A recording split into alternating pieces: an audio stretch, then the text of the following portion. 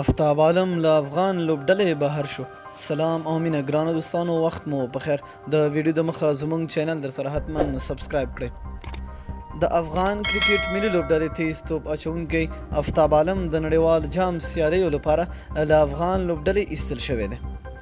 د ده پر ځای به احتیاطي لوبغاړی سید شیرزاد په افغان لوبډله کې اخیستل کیږي.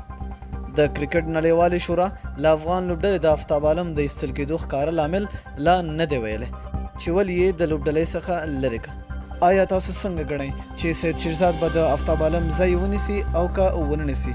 دوستانو، آفتاب عالم ډېر په زړه پورې توپ اچونه کړې ده په دې نړیوال جام کې او همیشه یې افغان لوبغاړي د بریا په لور وړې ده.